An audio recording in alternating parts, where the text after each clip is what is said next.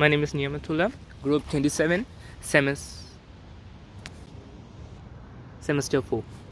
Osteoporosis and treatment. Osteoporosis is a metabolic bone disorder. The result is decreased bone mass. Bones become porous, brittle, and abnormally vulnerable to fracture.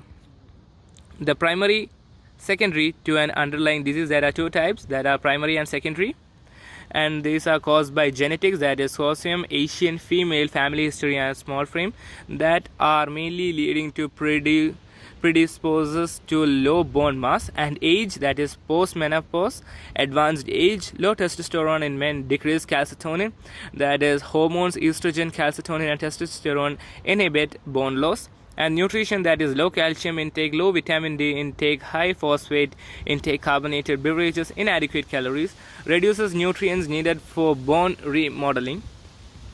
And that is the next one is the physical exercise, that is sedentary, lack of weight bearing exercise, low weight and body mass index, that is bone needs stress for bone maintenance, lifestyle choices, that are caffeine, alcohol, smoking, lack of exposure to sunlight. These leads to a reduced in osteogenesis in bone remodeling. The medications mainly include are corticosteroids, anti-seizure medications, heparin, thyroid hormone, and comorbidity are example are anorexia nervosa, hyperthyroidism, malabsorption syndrome, and renal failure. These mainly lead to effects of calcium absorption and metabolism. The FDA, that is approved medications for osteoporosis treatment. Treatment for osteoporosis should always include a well-balanced diet, getting the right amounts of calcium and vitamin D, being physically active every day, not smoking, quitting if you do smoke, limiting the amount of alcohol you drink, and taking safe precautions to prevent falls. However, if diagnosed with osteoporosis, those important lifestyle changes are often not enough. Medications may be needed to stop further bone loss and to prevent broken bones. The two types of agents are currently used for the treatment of osteoporosis, that are anti-resorptive drugs that decrease bone loss, example bisphosphonates, calcitonin, selective estrogen receptor modulators, SERMs, serums, and calcium. Anabolic agents that increase bone formation, example PTH, teriparatide. Serotonin renalate has both actions. Bisphosphonates inhibit bone resorption by an action mainly on the osteoclasts. They form tight complexes with calcium in the bone matrix and are released slowly as bone is reabsorbed by the osteoclasts, which are thus exposed to a high concentration of the drugs. Mechanism of action are, in terms of their molecular mechanism of action, the bisphosphonates can be grouped into two classes, that are simple compounds that are very similar to pyrophosphate, example ethidronate. These are incorporated into ATP analogs that accumulate within the osteoclasts and promote their apoptosis. Potent, that is nitrogen containing bisphosphate, example alendronate, ricindronate, ibandronate, and zoledronate. These prevent bone resorption by interfering with the anchoring of cell surface proteins to osteoclast membrane by prenylation, which is necessary for their attachment to bone. The unwanted effects mainly include gastrointestinal disturbances, including peptic ulcer and esophagitis. Bone pain occurs occasionally. Given intravenously, some bisphosphonates, in particular zoledronate, can lead to osteocrosis of the jaw. Clinical use are alendronate and ricindronate are given orally for prophylaxis and treatment of osteoporosis. Ethidronate is an alternative.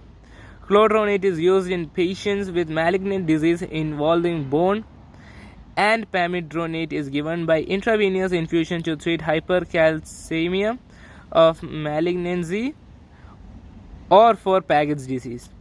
Ibandronate is given intravenously every 3 to 4 weeks in patients with breast cancer metastatic to bone, or every 3 months to treat postmenopausal osteoporosis. Zoldronate, which is given in an intravenous infusion, is used to advance malignancy involving bone. For Paget's disease, selected case of osteoporosis when it is administered once a year. Oestrogens and related combos. The decline in the oestrogen level is the major factor in postmenopausal osteoporosis, and there is an evidence that giving estrogen as hormone replacement therapy can ameliorate this condition. But HRT has actions on many systems, and new hormonal agents, example raloxifene, have now been developed that exhibit agonist actions on some of the tissues and antagonist actions on others. These are termed selective estrogen receptor modulators, that is SERMs, that is serums, and most important of them is the raloxifene. Raloxifene is the serum that has an agonist activity on the bone, stimulating osteoblast and inhibiting osteoclast. It also has an agonistic action on the cardiovascular system and antagonist activity on the mammary tissue and the uterus. It is well absorbed in the gastrointestinal tract and undergoes extensive first-pass metabolism in the liver to give glucuronide, resulting in the only about 2% bioavailability. Cholestyramine given with it reduces the enterohepatic cycling of raloxifene by 60%. And raloxifene is widely distributed in the tissue and is converted to an active metabolite in liver, lungs, bone, spleen, uterus, and kidney. In half-life averages, that is 32 hours, it is excreted mainly in the feces. The unwanted effects include hot flushes, leg cramps, flu-like symptoms, and peripheral oedema. Less common are the thrombophlebitis and thromboembolism. Other rarer adverse effects are thrombocytopenia, gastrointestinal disturbances, rashes, raised blood pressure, and arterial thromboembolism. It is not recommended for primary prevention of osteoporotic fractures, but is one alternative to a bisphosphonate for secondary prevention in postmenopausal women who cannot tolerate bisphosphonate. The vitamin D preparations. Clinical uses of vitamin D mainly include the deficiency state, that is prevention and treatment of rickets, osteomalacia, and vitamin D deficiency owing to the malabsorption and liver disease, that is ergocalciferol, hypocalcemia caused by the hypoparathyroidism, ergocalciferol. Osteodystrophy is a chronic renal failure which is consequence of decreased calcitorial generation, calcitriol or alpha calcidol. Strontium ranelate. Strontium given at the ranelate salt inhibits bone resorption and also stimulates bone formation. In recent trials, it has been shown to be effective in preventing vertebral and non-vertebral fractures in older women. It is approved in the UK and recommended by the National Institute of Health and Clinical Excellence as an alternative to bisphosphonate in primary or secondary prevention of osteoporotic fractures when a bisphosphonate is not tolerated, although some authors considered it to be the first-line treatment for osteoporosis because of its positive risk-benefit ratio. The parathyroid hormone and teriparatide. The PTH and fragments of PTH given in the small doses paradoxically stimulate osteoblast activity and enhance bone formation and are used to treat selected patients with osteoporosis. The main compound currently used is teriparatide and the peptide fragment, that is 1-34 of recombinant PTH. Teriparatide has anabolic effects on bone. It reverses the osteoporosis by stimulating new bone formation. Yasochen and Santwana, 2008. It increases the bone mass, structural integrity, and bone strength by increasing the number of osteoblasts and by activating those osteoblasts already in bone. It also reduces osteoblast apoptosis. Calcitonin. The main preparation available for clinical use is salcaltonin, synthetic salmon calcitonin, and that is once more spelled as salcatonin. Synthetic human calcitonin is also now available. Calcitonin is given by subcutaneous or intramuscular injection, and there may be a local inflammatory action at the injection site. It can also be given intranasally. Its plasma half-life, to be exact, is about 4 to 12 minutes, but its action lasts for several hours.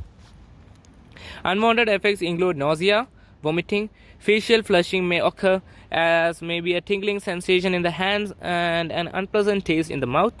The clinical uses of calcitonin and salcatonin are hypercalcemia, example associated with neoplasia, Paget's disease of bone, to relieve pain and reduce neurological complications, postmenopausal and corticosteroid-induced osteoporosis with other agents.